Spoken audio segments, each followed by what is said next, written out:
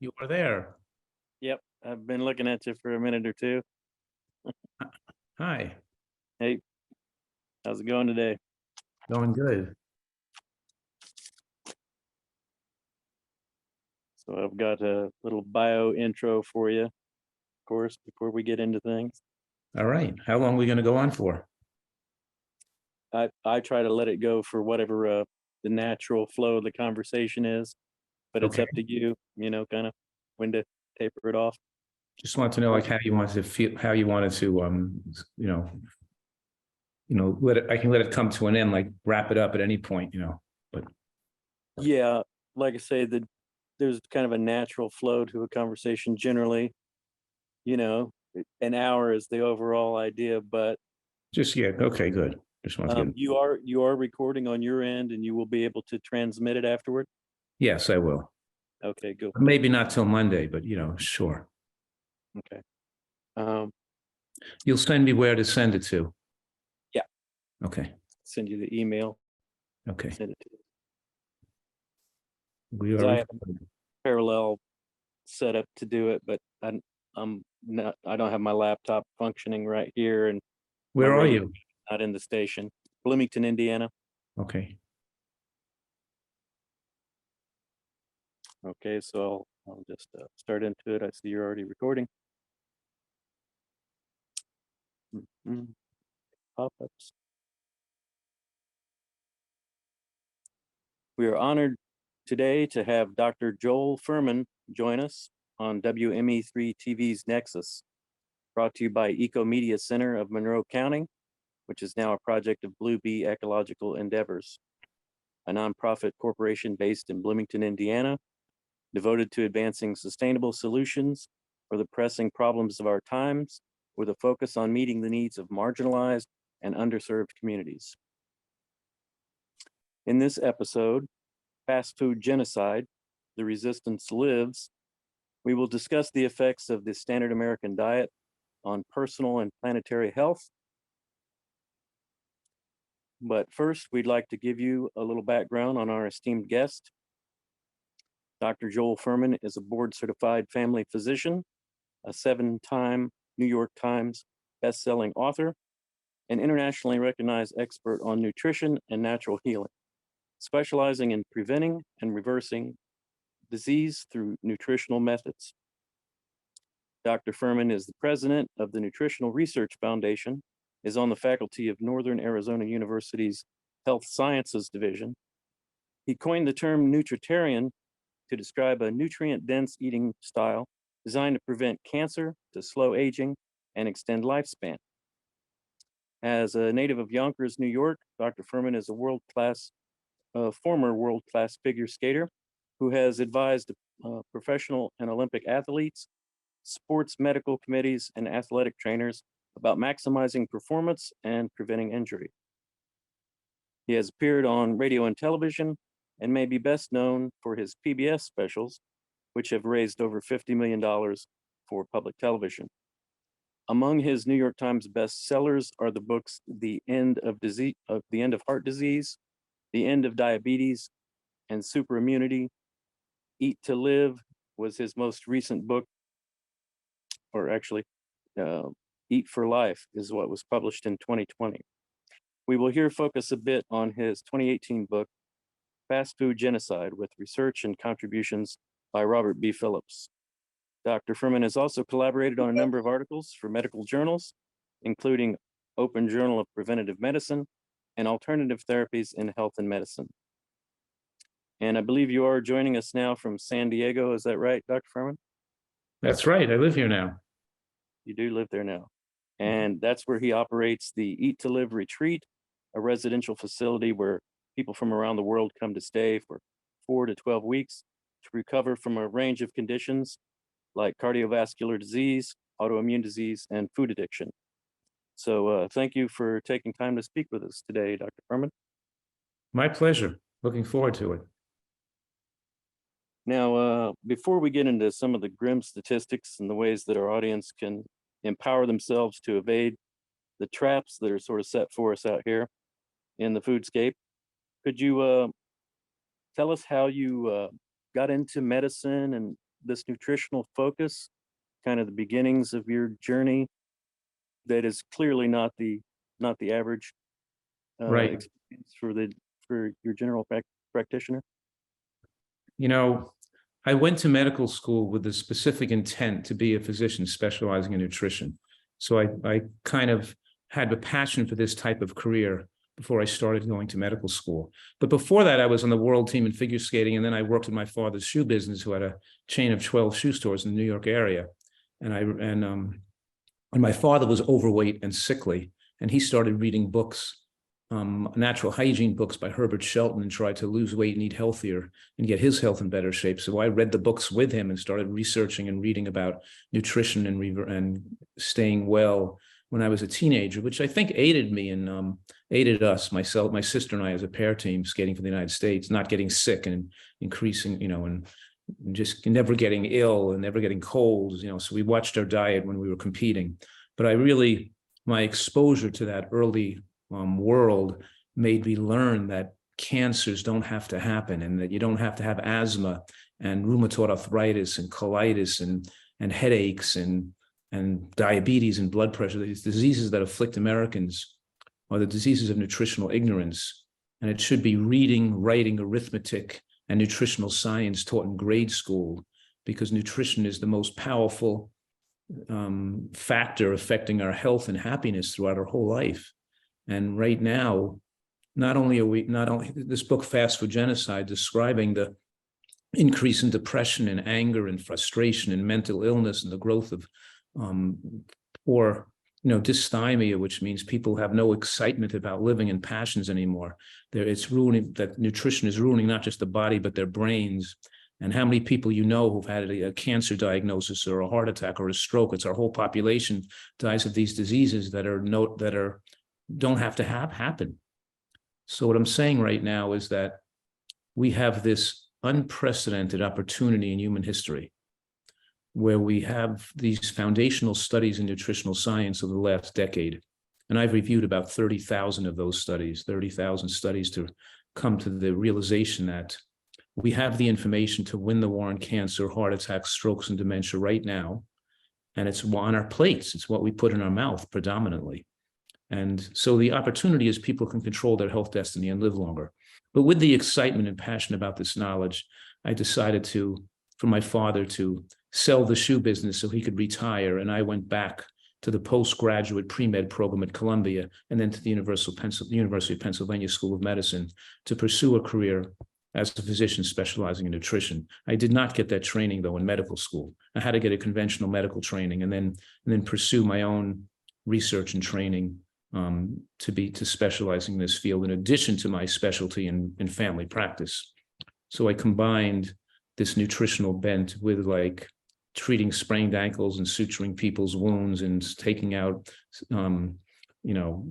removing skin lesions. And, so I did everything as a family physician, but I also, of course, my major bent was that people would come to me from all over wanting to get well. And I would use excellent nutrition with the right type of supplements and the right type of interventions to have them get rid of their asthma, not treat it the rest of their life with a drug, get rid of their headaches. They don't have to be on drugs, reverse their diabetes so they can be non-diabetic, not go for bypass surgery or angioplasty, but melt away the heart disease and have them be breathing in and throw away their blood pressure drugs and their statins and get off their medications and get the blood pressure back to normal again. So the excitement about my career came to fruition, because I'm tremendously passionate and excited about watching people reverse disease and get well. And do you think there's been any improvement since your days in medical school on the training on nutrition with doctors, or still pretty much the same situation, or only just beginning to really include it at a level that it should be? Well, let me address that into three different ways.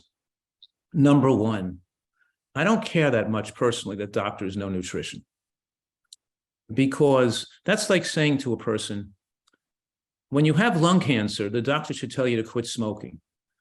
Well, or when you go to a doctor and you have heart disease, he should get you off the salt in your diet. No, you should never smoke to begin with. You shouldn't quit smoking after you go to a doctor and get lung cancer. The time you go to a doctor with a disease, who cares if he knows about nutrition? You've been eating wrong for 30 years. You should never develop that disease. You shouldn't have been salting your food at the beginning when you were a child through your whole life. You shouldn't have been smoking your whole life. You shouldn't have been eating American diet your whole life. Why wait to a doctor till you have advanced heart disease or early stage cancer or some serious autoimmune condition for them to tell you to intercede with a nutritional intervention? So I'm kind of advocating that it should be reading, writing, arithmetic, and nutritional science, and we have to have nutritional science education taught throughout the educational process, and not be the isolated knowledge base of physicians who just are glorified pharmacists who mostly either do surgeries or write drugs for people. And they don't care about nutrition because they're just because that takes too long, and their practices aren't designed to spend time teaching and educating people. They just want to have people run through the door.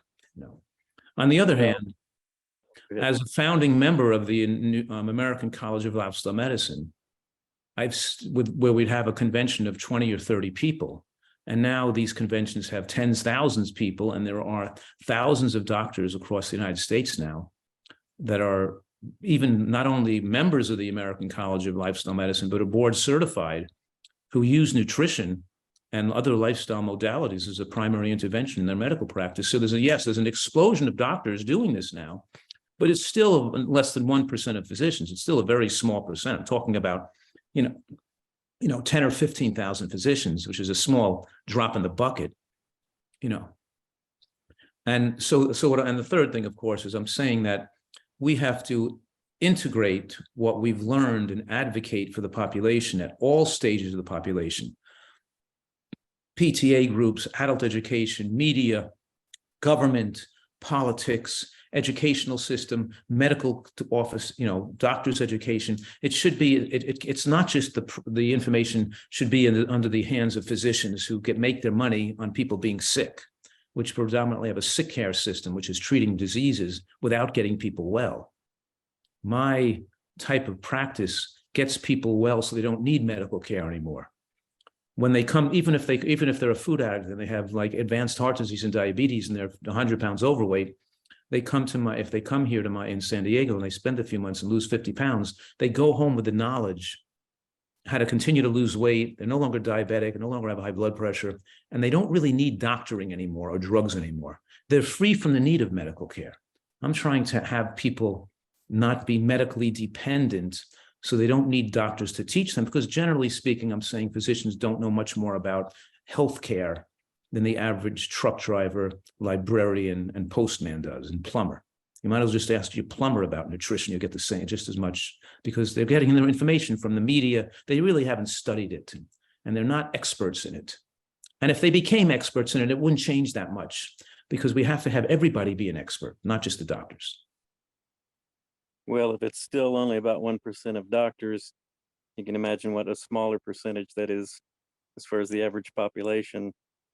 And if they got it in school, elementary school, and all the way up, it would be more embedded in their practice or their way of thinking about medicine before they ever got to graduate school. Absolutely. And I'm not sure the 1% figure, by the way. I just threw that out there. It's probably maybe more like 1 in 1,000, more realistically, 15,000 doctors out of the whole mass of doctors in America. I don't know. It's probably more like a 0.1% or a 1,000th of all doctors was probably more accurate, but I don't know that figure. Just don't hold me to that number. You know what I mean? Yeah. And in the older Chinese and Ayurvedic Indian systems, and kind of in the quotes of Hippocrates about let thy food be thy medicine, it was more an intrinsic component of whatever you would call it, some kind of a consultancy, if not medical intervention as we think of it or practice it today, just a way of setting people back into balance. Because even before industrialized food systems and all that we had, people would get out of balance. You have people that have certain allergies, food allergies and different things, and you'd have to narrow that down on what's affecting their system. So it seems like it should definitely be an intrinsic kind of first stage of when somebody's ailing. You survey, what are you eating? What's your lifestyle? Oh, absolutely. Lifestyle medicine is the foundation of correct medical care. Any doctor that doesn't practice lifestyle medicine doesn't have the right tools in their toolbox and probably shouldn't even take care of patients. I think medical care has actually evolved into being more harmful. Overall, it's harmful because the first thing you learn in medical school in pharmacology is drugs are toxic and their cumulative effect is to increase the risk of cancer. And the second thing is doctors, by giving people medications instead of changing the factors in their lives that are causing disease, enable people to continue on their addictive and self-destructive habits. So the person that's going to fast food restaurants and eating steak and French fries or whatever they're eating that's creating their disease, they go to their doctor with diabetes and heart disease and high blood pressure, and the doctor gives them pills. And what do the pills do? They allow them to think they're okay because now their blood pressure looks normal or their blood cholesterol looks normal. And they think they're okay. They're getting a false degree of assurance because they're still deteriorating at a rapid rate if they continue the same diet they're on. So the doctor enabled them to stay on the same pathway of self-destructive eating behavior, leading to a premature death, and has almost not only a worthless effect on extending lifespan, but a negative effect because we never had any medications to give people. Then the doctor would be forced to say, you got to drop 30 pounds. You have to, stop salting your food, stop eating fried foods, eat mostly fruits and vegetables, have a salad and a vegetable bean soup for lunch, go walk for an hour after dinner. And let's see, you come back next week, a few pounds lighter without the salt and fats in your diet. And let's see if we can get you getting well. So even before that insulin was invented, type 2 diabetics were forced to exercise and change their diet to get well. Now we give them drugs that make them gain weight and become more diabetic. So it's all, so the whole, if you put it all in a big pot, you'd realize the effect of medical care is not that, it has not been extending lifespan. It's been perhaps interfering with the ability of humans to live a long, happy life because takes the emphasis off self-care as the primary focus of healthcare, self-care. Yeah, and I'm becoming a lot more attuned with it from getting older, and the experience I talked to you about my dear friend Richard dying of cancer last year. The doctors, the oncologists literally said to me, it doesn't matter what you feed him, just give him more, because he was wasting and he was losing weight. Right. And they accused, me of not taking care of him, not feeding him enough. I actually even sick adult protective services, which quickly determined that they hooked me up with the nutritionist, and they said, no, you're doing everything correct. And I had to look up the term and Google it, cachexia, CACHEXIA, which is where the body starts feeding on itself. No matter how much nutrition that you put to the system, they continue to waste. And so this doctor is making me feel like I'm not doing what I should be doing, and literally has no prescription at all, and says it doesn't matter what you feed him, just give him more, which gets into some of what you talk about in the book, the idea of calories as what you need to pay attention to when all calories are not the same.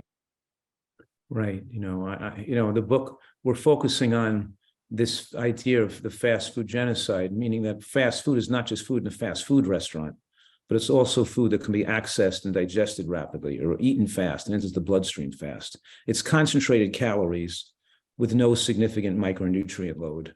And I'm saying there's a few things. Number one, there's a dose-dependent relationship between low nutrient calories and shortened lifespan, and almost every disease under the sun, but particularly with depression.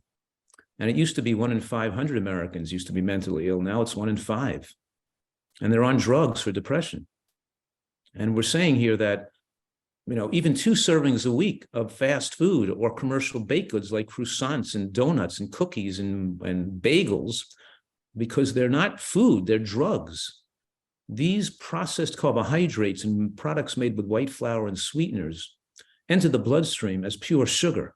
And the spike in sugar in the bloodstream damages brain cells and also makes your brain dopamine insensitive. The same areas of the brain that are stimulated by narcotics and opiates are stimulated by the rush of sugar in the bloodstream and the rush of oil in the bloodstream. Anytime you see the caloric spike in the bloodstream, it can stimulate the brain And these people now, and I'm saying these people, I'm meaning most Americans, the majority of people in America, are addicted to consuming a huge caloric load that they don't need. And their bodies grow bigger and they grow overweight. And so, and I'm also saying there's no such thing as a healthy overweight person. Our whole population is addicted, and 89% of Americans are overweight by my standards. I'm classifying 89% of Americans as overweight using a BMI of 23 as the demarcation line between normal weight and overweight. Because the US government says, the health authorities say 77% of Americans are overweight because they use a BMI of 25 as the demarcation line, but there's no long-lived healthy centenarians with BMIs above 23. It's all long-lived people. And actually the optimal BMI for a male is below 22 and for a female is below 21. So 23 is certainly permissive enough.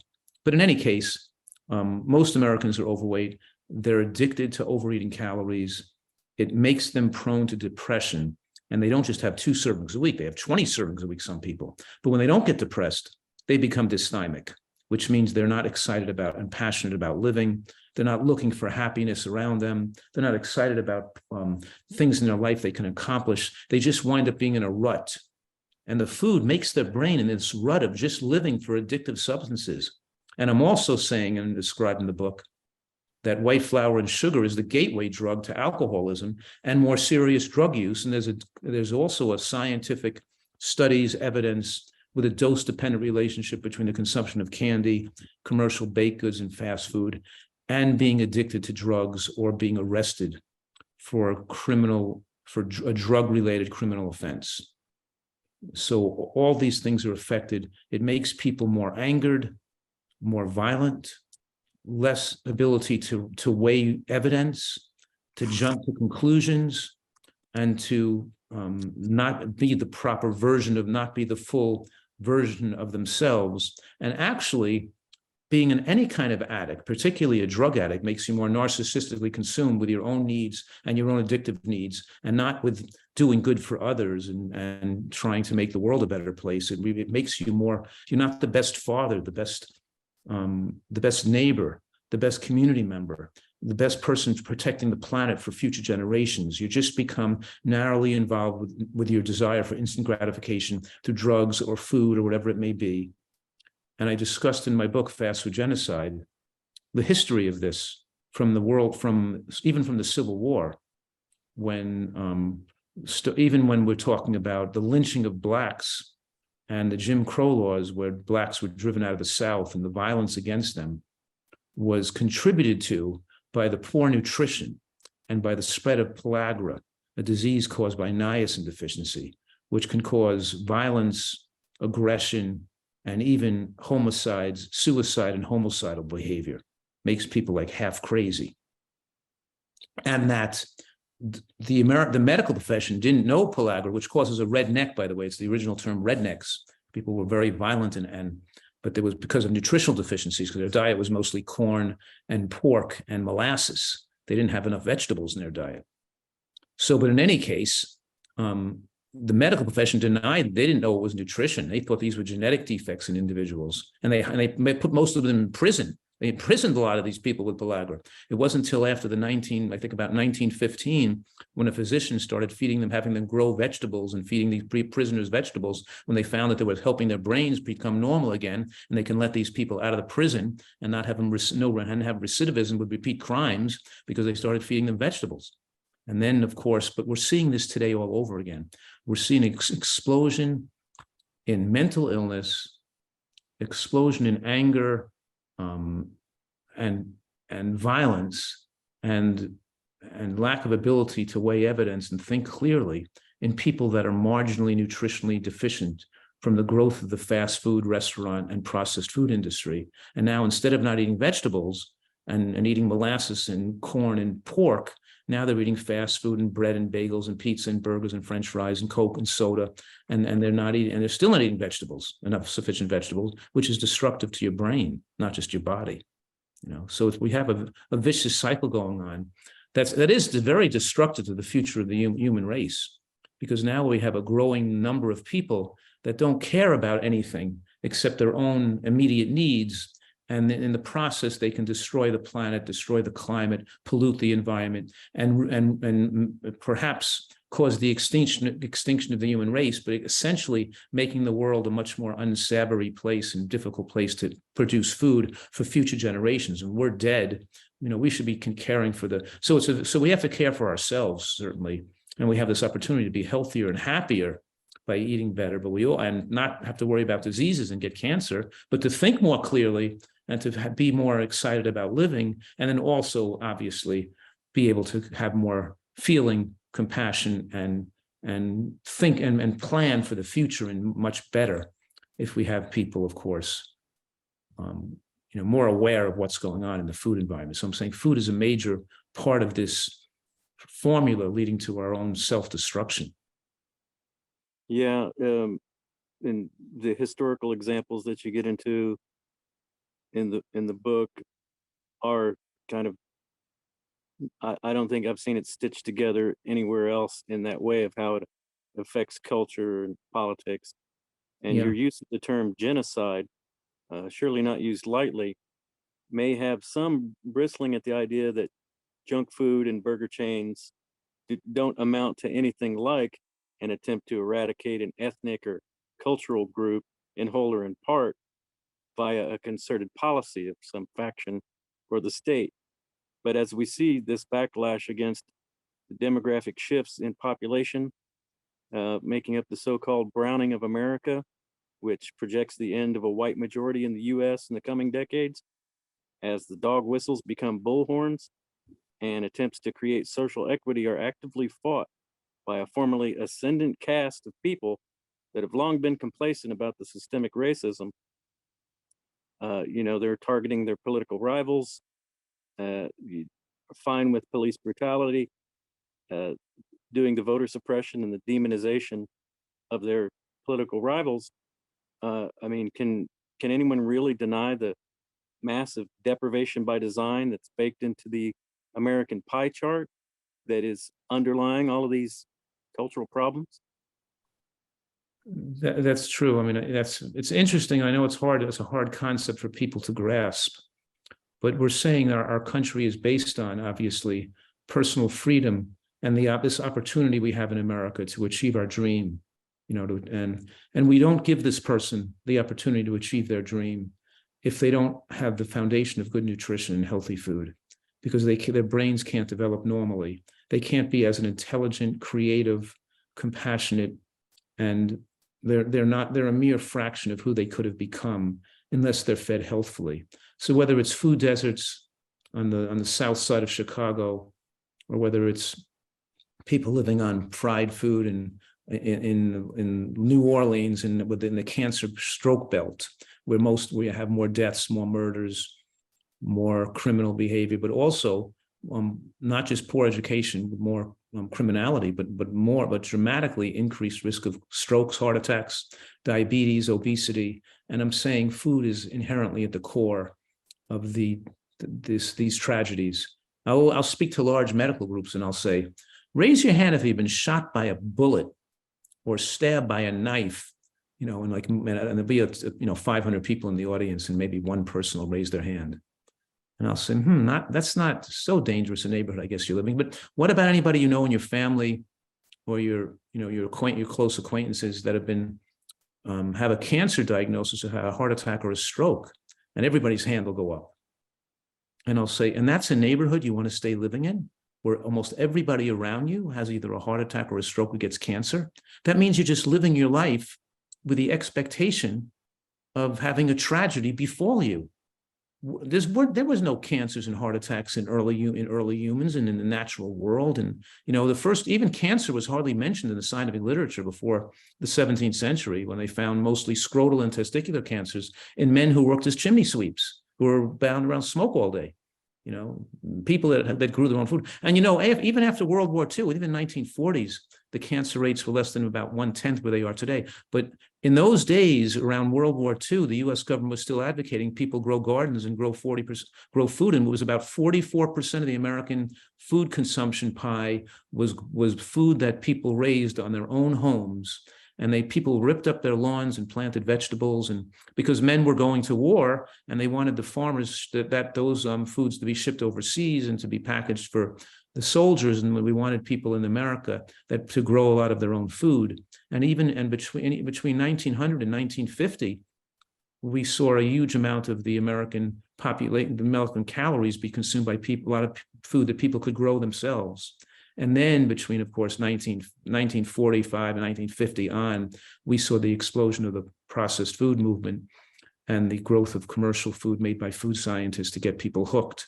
And that exploded into fast food restaurants and processed food in convenience stores, and where people can eat foods out of bags and boxes and cans. And then we've seen a deterioration of the humans in this society and spreading this to other parts of the world, which leads to a deterioration of our health, our happiness, and our future well-being, and living in fear.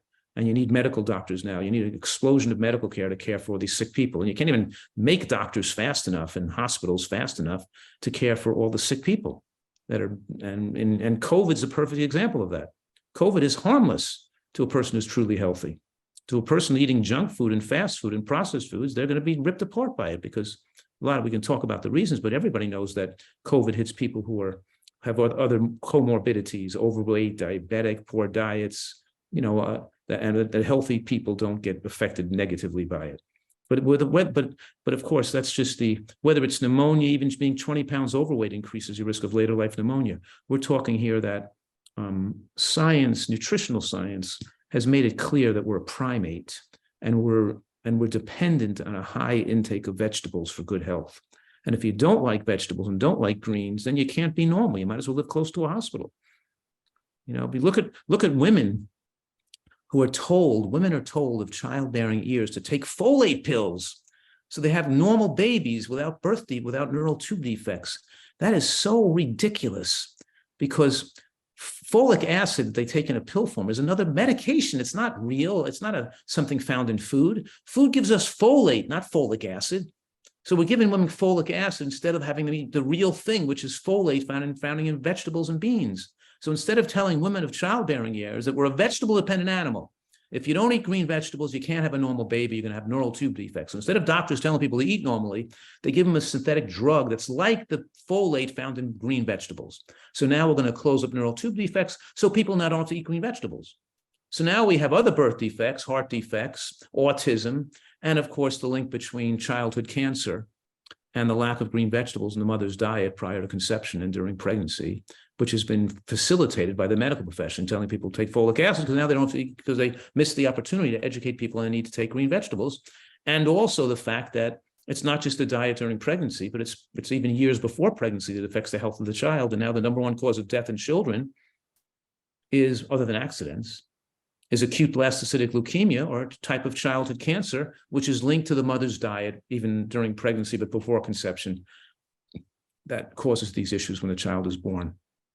So we're just gone in such a absolutely insane direction in healthcare, and we're not. Who asks the question? Well, why would the human body need to take a synthetic folic acid pill to have a normal baby? What is there in the diet that we're doing wrong that would make us have to take a pill? It's so ridiculous. The whole thing is ridiculous. Nobody even thinks rationally, and they don't look at the downside, long-term effects of giving people this folic acid pill. And by the way, folic acid is linked to cancer. The folic acid pills that people take and their vitamins are linked to higher risks of breast and prostate cancer and colon cancer, but mostly breast and prostate cancer, because it's not a normal substance.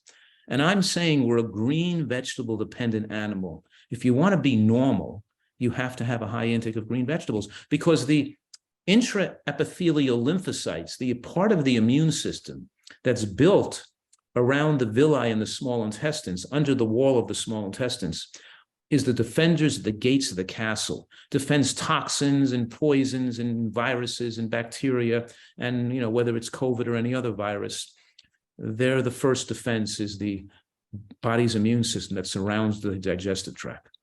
And that immune system atrophies and doesn't even function normally unless it's fueled by the growth of a lot of green vegetables in the diet. We're talking about both raw vegetables and cooked vegetables. And if you're listening to me here, I'd like you to write down this sentence, these like 10 words. Let me tell you what these 10 words are. I'm not sure if it's 10 words, but let me tell you what the words are. Raw vegetables have the most consistent and powerful association with the reduction of cancers of all types. So it's about 10 words. You could memorize those 10 words. Let me say it one more time.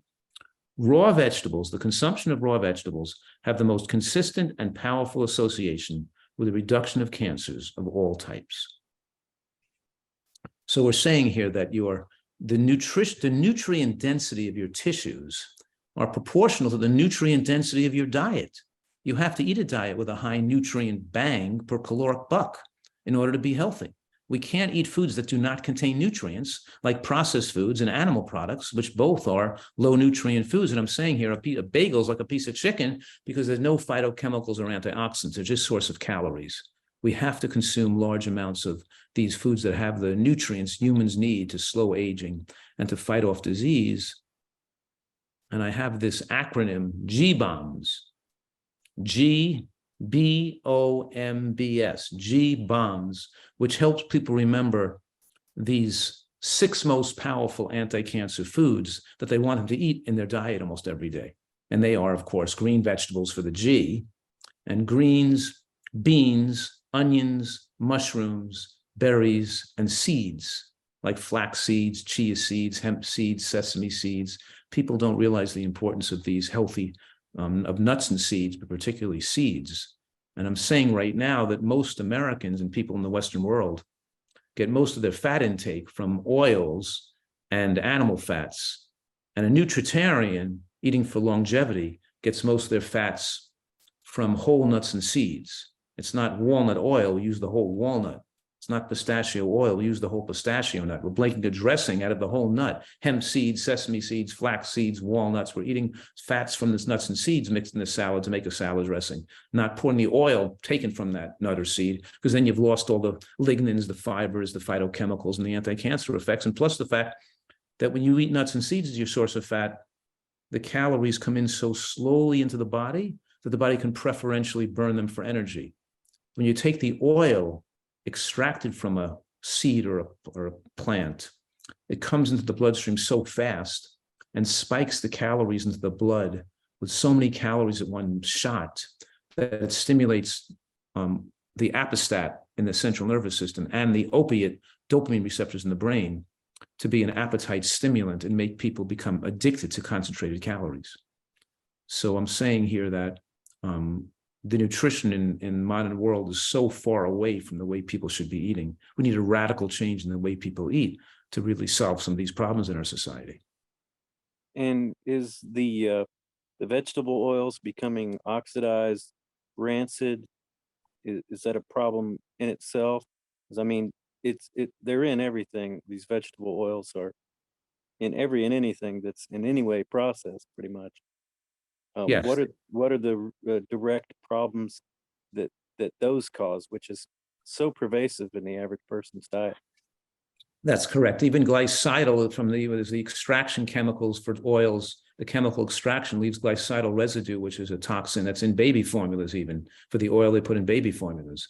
But of course, the oils have these toxins in them. But besides the fact, when you heat an oil, you form more rancid and carcinogenic, genotoxic, and cytotoxic compounds, dangerous compounds from heating oils. That's why there's a relationship between fried foods and such a higher rate of cancer, particularly fried foods and Crohn's disease and colitis and autoimmune conditions. We have so we're talking about people who, French fries and whatever it is you're frying in oil or cooking in oil, fried chicken, because obviously frying foods is very damaging. So yes, the idea of cooking in oil and heating oils and even using oils is a recent phenomenon in human history.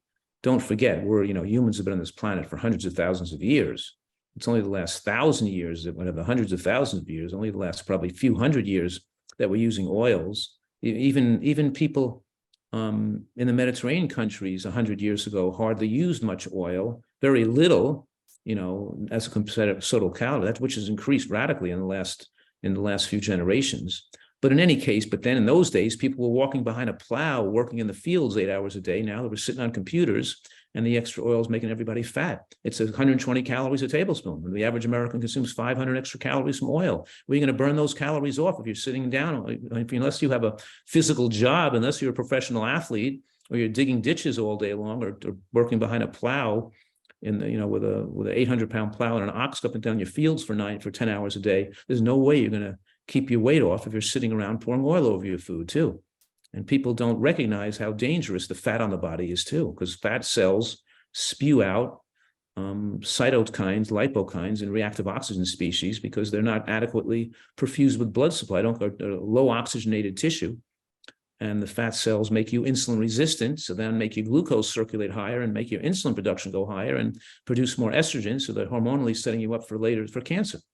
So we have people that are totally confused and misinformed about their bodies, and they think they can't lose weight. They think it's impossible because everything they try doesn't work, because they don't really understand that they don't, unless they get enough nutrients in their tissues and eat enough vegetables, their appetite's going to be they're going to be like a calorie craving monster. They can't stop wanting to crave excess calories and feeling they need the extra calories to keep their energy up, unless they fuel the body with enough high nutrient foods. So the diet industry has let them down too, because all these fad and scam diets that don't work. Is olive oil a better alternative, as it's generally kind of portrayed in the semi-enlightened circles?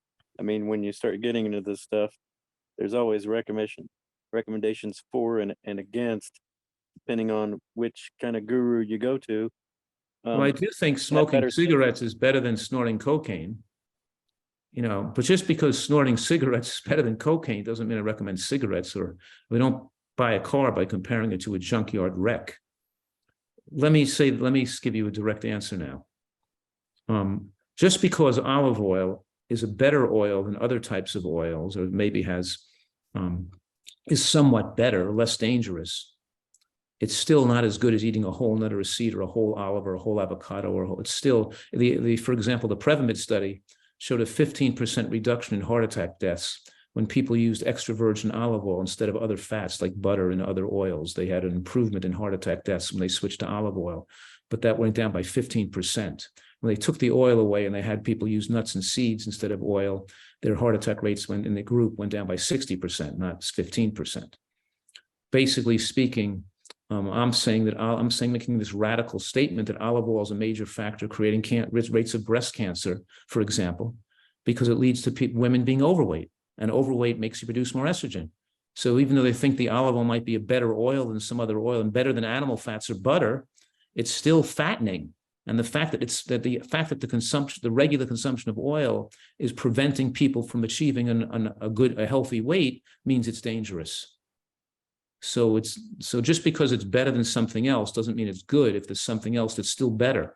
It's always what you can compare it to. Eating eggs might be better than eating donuts, but that doesn't make eating eggs good. If you compare eating eggs to beans, beans are 10 times better than eating an egg as far as their ability to extend lifespan. So, but eggs might be better than donuts. So it's all what you're comparing it to. So people are fooled. So the egg industry is going to promote all these studies comparing putting eggs in the diet where people are eating tons of meat. So it doesn't matter they ate some extra eggs, but they're going to make studies. They're going to, make them design not to show that eggs look too bad, or the same thing. We could make anything not look too bad based on what we compare it to. But if we want to compare it to the best type of foods and the best diet, that's where you really got to delve into reading thousands of studies to see where the most longevity, the lowest rates of cancer, the longest lifespans occur, what foods are linked to longer lifespan, and have a threshold effect that when you see, and we're talking here about, that's what we're talking about now, is making the diet a higher degree of excellence, which then enables you not only to be healthier but happier, more at peace with yourself, and more satisfied with the right amount of calories. So you don't have to be on a diet to lose weight. You're just enjoying the healthy foods you're eating, and you're automatically losing weight because now you've become, I could say, a health nut, which I call a Nutritarian. Actually, the word health nut's not bad because I'm telling people eat nuts and seeds. So health nut, right, is a pretty good word. But Nutritarian is my word that represents a person eating healthfully and moving towards their ideal weight if they're overweight. If you're overweight and not going down, not on the process of going down, then you're not really on a Nutritarian diet. Because if you were on a Nutritarian diet and doing it right, and you're overweight, you'd be losing a little bit of weight each week as you're moving towards your ideal weight, or you'd be at your ideal weight, you know? Yeah, I've referred to you to some people that aren't as clued into this kind of things as a nutritarian evangelist, which could have its own pejorative connotations there, but as, someone enthusiast, bringing the good news to you. Yeah, I don't care what people call me. I just want to get this message out because I've always been saying for decades that I don't have to change everyone in America, but people deserve to know this information so they can make an educated choice because nobody else is telling it to them. So it's like informed consent for a doctor. You come in with high blood pressure and diabetes, I'm saying put on drugs the rest of your life or give people an option that they don't have to be on drugs the rest of their life and they can get totally well again if they change their diet and exercise and eat right. And I'm saying to you, and the doctors see in medical school in my training, the other doctors would say this. They would say, oh yeah, we know that works. But because people aren't going to listen to you and it takes too much time and you're not going to make a lot of money that way, it's just easier to give them a drug. And then I would say to them, it doesn't matter that they won't listen to me. It doesn't matter that if 1 out of 10 or 1 out of 100 will listen to you, that's not even the point. Because if it was only 1 out of 100, I would still want to do it. Because then you're not giving people proper informed consent and you're taking away their potential ability to make a choice for themselves. And you made the choice for them that they wouldn't want to do it. And that's not what that's that. So, so to me, I'm that evangelist giving out people information and they could take it or leave it. You know what I mean? But at least I got it out there so people have the option to hear this and to know they have a choice not to have a heart attack, not to have a stroke, not to get demented, not to get cancer, and live a long life. And I'm saying the normal lifespan should be between 95 to 105 years old, or actually 97 to 107 years old. And people should be able to live near 100 years old with good mental faculties and physical abilities, and not have their body deteriorate like it does in America. And in the food deserts and people where you have a lot of obesity and diabetes, eating poorly, we have a tremendous years of potential life lost. There was one study that took overweight Black diabetic women living in a food desert with poor food access. So here you have a Black diabetic overweight woman who might be 50 to 100 pounds overweight. And her years of potential life loss was calculated by the scientist as being 40 years of life loss. That's how young these people were dying because of poor food access, poor information, poor education, and not being being raised in an environment, in a toxic food environment. That's how critical this is compared to, and people don't realize there's tremendous differences of lifespan, even in America, in different places of America, there's differences in lifespan, differences in breast cancer incidences, and there might be some countries around the world may have 1/50th the amount of breast cancer that we have. And we're taught, oh, it's genetic, it's just the inevitable consequence of aging, and the treatment is going to doctors, and they don't really learn that, well, this is really part of it's how we live that determines these outcomes, and how we live can prevent these outcomes too. And so people need to have this information so they can make a choice. They want to have breast cancer or not. And they think that, well, mammograms is going to protect them, which detects something that's already cancer. And by the time you get a positive mammogram, the majority of those tumors have spread through the whole body, and medical interventions and the health and have very little to affect on lifespan at that point. So it's all just meant confusion in the masses, Well, and I think that's one of the prime obstacles for a lot of people, even those that are trying to align themselves with a better ethic, be it ecologically or just health, let alone trying to address some kind of mental health concerns or some kind of chronic condition. But in 2020, COVID-19 came up as number 3, the number 3 in the top 10 causes of disease, heart disease and cancer being 1 and 2. And so that's over 20% of people dying of heart disease. So I guess that's 1 in 5 when you look around to your family and your friends. Well, out of adults, it's it's more than 35% of people who are over the age of 65. More than 35% die of heart attacks and strokes, cardiovascular disease. So it's a leading cause of death in people over the age of 65 is heart attacks and stroke, cardiovascular disease, and it's totally preventable. So that it's totally preventable. Yeah, So we're these talking figures. about millions of people dying needlessly, millions and millions of people across America dying needlessly. It's like we only have our own people, our own war going on here against that heart attack and cancer causing foods. Of course, the horror today, of course, of people dying and being tortured and killed in wars is still insane and crazy and horrible. And just every day, I can't get over the fact that people are killing themselves, like in Ukraine. It's just the Russian attack on Ukraine, and just all this stuff is just absolutely insanity, that we can't live in peace with each other and stop and help each other instead of hurting each other. Is so hard to bear, that people are going to kill each other instead of helping each other. And you get so much pleasure in life from helping other people. And that makes you happy and feel good about yourself when you're taking care of and being good for other people instead of fighting and trying to kill each other. It's like, wow, this is and food has something to do with it too, but something to do with it. But still, it's just crazy the way what humans can travel and go in the wrong direction when their brains aren't working right. It's a simpler solution to dominate than the complexities of cooperating, is what it seems to come down to. Yeah, just horrible. And these, I guess it was, I think the USDA, their definition of a food desert is a low-income census tract with little access to supermarkets and without, and public transportation being a component of that.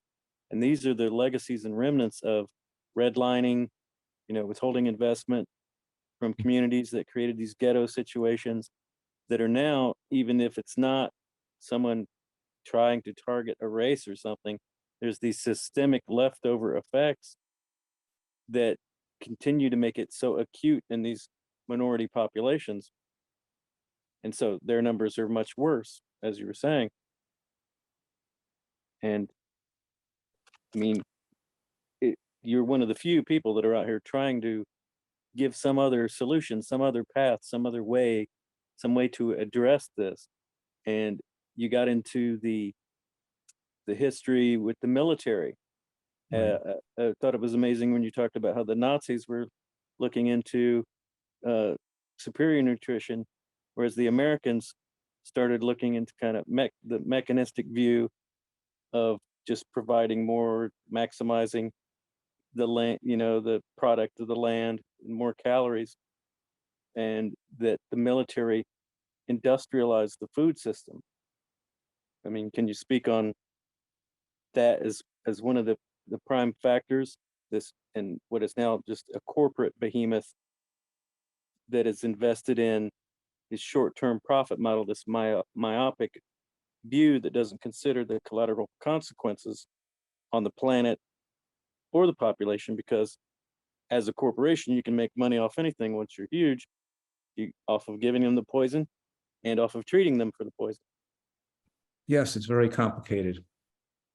Getting down to, we can talk about that, but what can help us all and save us is regenerative organic farming, where we're taking care of the soil. And I'm saying something different now, and I'm saying that the quality of the food is proportional to the quality of the soil. And the soil rich in organic matter is rich in insects, bacteria, fungi, worms, and is natural plant material. I'm a big composter, and saving weeds and food scraps and manure. Well, anyway, growing trees and vegetables and planting. In other words, then there's something about your soul, about being part of nature, working with dirt and growing your own food that's so satisfying, and I would never even think of putting food from like a chocolate chip cookie or a bagel at an airport into my mouth, or a fast food in my mouth. Wouldn't even, how could I? That's like, you can't get 10 men to tie me down and to shoot me up with heroin and to put that food that people are eating in their mouth. I'm looking to go, don't you, it's funny because my kids, I have 4 children that are adults now, and when they were little kids, like 4 and 5 years, 6 years old, they could understand that people were attracted to these bad foods that were unhealthy. They could understand the tastes sucked people in, but they couldn't understand why parents would keep encouraging their children to self-destruct. They could say, well, why are the parents bringing donuts to the soccer games? Why did the parents bring candy into the exercise class? Why did the parents, don't they know it's unhealthy? Why are they trying to hurt and damage their kids? Don't they love their kids? And they'd say, yeah, they love their children. They just don't know any better. Because they're food addicts as an adult, they're in cognitive dissonance. They don't think about the damaging effect that eating those foods have on themselves or their children. And they can just give their kids junk foods that cause cancer or could ruin their brains and lower their intelligence and lower their, so my kids never could figure out how crazy society was when they were looking at it from the point of view was, why don't they know that what you eat makes your body? How could they be so stupid? Don't you know what you put in your mouth makes who you are, both intellectually and physically? They couldn't figure out how people thought you could just eat it, put anything in the body and not pay a price. So I mean, because it seems so logical, and so it's just sensibly basic here, that we're degenerating the human race and the planet because we're putting junk in, we're putting processed fake foods. We call them frankenfoods sometimes, but you can't eat this the way other Americans eat, or you get what other Americans get, which is a life that's with too high a risk of tragedy, and then eventually you have a shortened lifespan before by tragical medical problems, and you become medically dependent on drugs, on medical drugs. Well, also the people that are trying to do better, they're eating organic and things like this, they are still getting these chemicals that are spewed everywhere. I believe there's glyphosate in the rain now. So even if you're collecting your rainwater, the soils are destroyed. The microbe populations are part of the species that are going extinct by these systems that have been unleashed, because all that focus is on that short term, that maximization, that profit, and not the holistic situation. And you're essentially talking about realigning with evolution that we've divorced ourselves from with our kind of theologies that we are this independent machine and that we can just use things to our ends instead of understanding that we are a part of an overall system and that there are limits. I've never even met you before, but it's amazing how much where the heck you know so much stuff, and you think a lot of these things like I do, and you're a surprisingly deep thinker in these issues, and I'm kind of like very interested and fascinated that you know all this stuff. Pretty cool. That's exactly why I've gravitated to you in the same wise, and there needs to be more bridging with people that are changeable, that are open. But in the meantime, they are embedded in these systems as they exist. And I mean, it took years for me to graduate myself away from just norms, the surrounding norms. Yes, the surrounding norms, right? So everybody listening's got to see if they can, do personally take care of their health, be a better version of themselves, grow more of their own food if they have the option to do that in their own, in their own homes, share, do what they can to support other people living healthfully, take up politically and social, in the political and social context we live, do what we can to do to positively affect other people to understand these concepts and to improve and the best, and one of the things to do is be healthy, be a role model of good health, so you can emanate those superpowers to have a positive effect on others. So this is, I'm grateful for the opportunity here to speak to you and your audience, and I hope that people got a lot of interesting information that they can take further, can learn more, and perhaps take this to the next step. Yep, and we will try to hold you to having another interview in the next year here, in the new year maybe. I'd love to do that. To get into more of some of these solutions. There is a food pantry here in town that's a standout that has gardens, that grows organic. It's not one of these places with just frozen meat and canned goods, which is generally what a lot of these food banks ask people to give, non-perishable. So Right. everything is against freshness. Everything is for shelf stable. Right. And it's just great that you have penetrated the national psyche somewhat through your PBS appearances primarily. Yes. I mean, book readers are book readers, but the average person has been a little more clued in by getting that info, and re-airing a lot actually kind of drills it in to people that otherwise kind of glaze over. I know, it's amazing how many times they've showed my shows on PBS. I think they've repeated my shows in reruns so many times that I think that they've told me at PBS that I've been on television more than Oprah has. That's how time I'm told how many times my show's been shown over and over again over the last 10 years, you know. And did they kind of censor you a little bit?